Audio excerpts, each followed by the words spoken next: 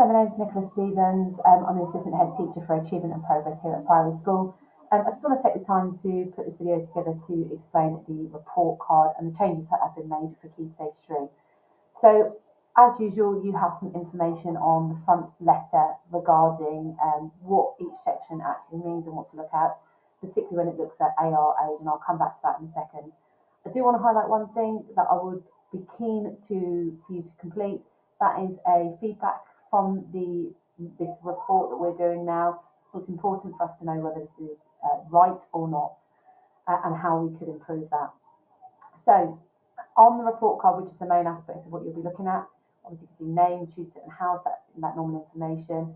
You have a section for achievement points, where they currently are at the moment.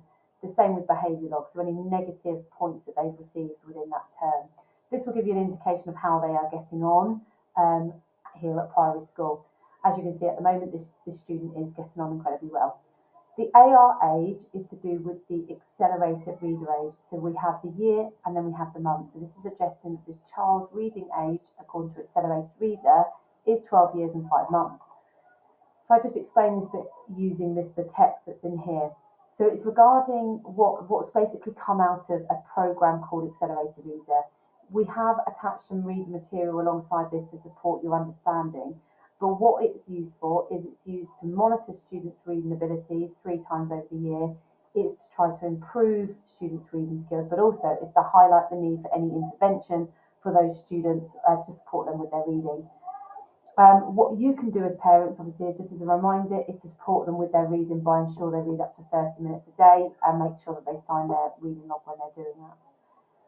The next bit, so we obviously have about attendance, and there is, as we've mentioned at Family Information Evening, there is a strong correlation between the attendance percentage and the academic performance of the student when they get to year 11. So obviously this student right now, 100%, hasn't missed any time, is putting themselves in that best position for the right foot forward for when they finish school. With regards to the actual main bulk from the lesson, so if we just look below, so you can see that obviously we've got all of the subjects down the side, and then in the next column we've got the assessment percentage. So every single subject area has held an assessment for year 7 through to year 9 before their first report. Now this may have come in the form of a practical assessment, a written assessment, a verbal assessment. It will be in various forms depending on subjects. Some subjects will have had a couple of assessments, some will have just had one written assessment. When you look down it, just to explain, obviously the test will be challenging. It needs to challenge the students to see how much information, much knowledge, how many skills that they can demonstrate within the assessment, but also it has to be right for all students. Now what you'll notice here is that there are 2 blanks on this report. Now within that, you will what's important for you to be aware about is that will be blank because that child has not been here for that assessment, so therefore the teacher hasn't been able to comment on that percentage. When we get to the progress column, you will see that we've got B's and A's in this child's report. Now I'll just show you just down the bottom. So in this we have the descriptors. So if a child has an A, they are currently above the expected level of progress.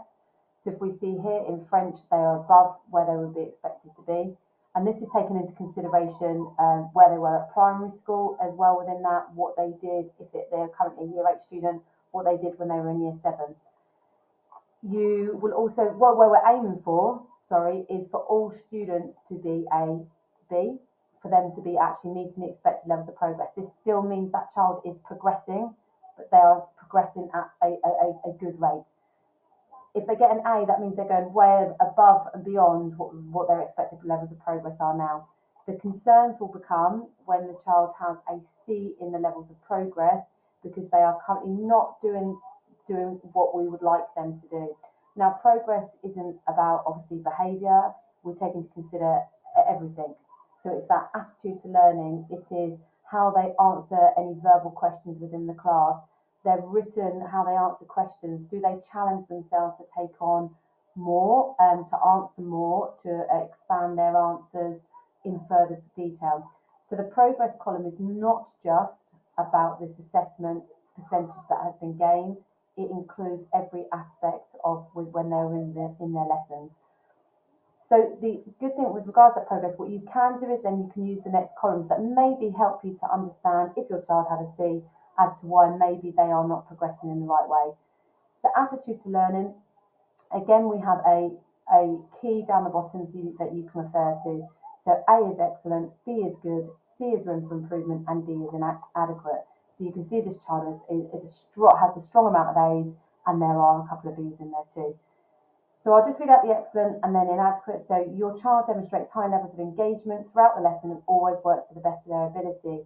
This incorporates the child engaging with all aspects of learning. It's to do with being ready for learning, so having the correct equipment, answering questions, having that high involvement within the lesson, and therefore they are then able to progress as much as they possibly can. So inadequate, so for D, if a child has that, your child rarely engages with the lesson, which is having an impact on their own and potentially others' progress. And that will hopefully help to answer maybe why they are a C in progress, particularly if they had a D in attitude to learning. Now the homework column, again, you have codes for them. Here, I'll just show you down the bottom. So they've either got excellent, good, room for improvement, or inadequate.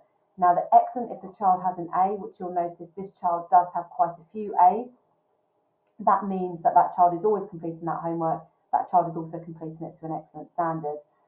The aspects of concern here, where we have C, is the fact that this homework needs improvement. That usually it can be completed on time. That means that they are forgetting to hand that in a lot of the time, and that the most are completed to the expected standard. So not only do they need to make sure it's in on time, but we'll also need to make sure that they are taking extra care and attention when completing that homework. The NA, if you have any NAs on the report, this means it's not applicable. So maybe that subject area hasn't at this point in time, before filling this in, actually done any homework that they can comment on, or that it's not been appropriate for that student, maybe they were absent, etc. That would be appropriate for all of these. If your child, just so you're aware, has blanks within one subject, so their whole row is not completed, or maybe just the assessment percentage has just been completed, this could be due to staff absence, and therefore we have not been able to complete that report from due to somebody not being here to be able to give a proper record of how they've been getting on at the moment. If you do have any concerns with that, with regards to that staff absence or uncertainty, please do contact the school. Now underneath, what you'll get here is for each subject that you can see above, you will also get a WW and an EBI. We have spent a little bit of time with this, so the WW and the EBI should relate to, or will, relate to the content that has been delivered within this unit of work. So it will comment on either their knowledge or their skills that they have developed. So the first sentence will be what they're currently doing well, what they've currently shown that member of staff that they can do excellently within their lesson. The second sentence will be what their next steps will be to improve. And what's really important here is as well, this is what staff will be using to come back to within the next units to try and consolidate that knowledge or consolidate those skills that they've learned within term one. Below us, we've already mentioned that that's the descriptors that we've just been through. You will also have here as well, you've also got the member of staff, obviously, that's currently teaching them, should you need to discuss anything further with them. I hope that's helpful. On the parents' evening for year 8, I know we have also got a how to read your child's report session. So if you do need further information, that would be a good idea to come along to that. Thank you very much.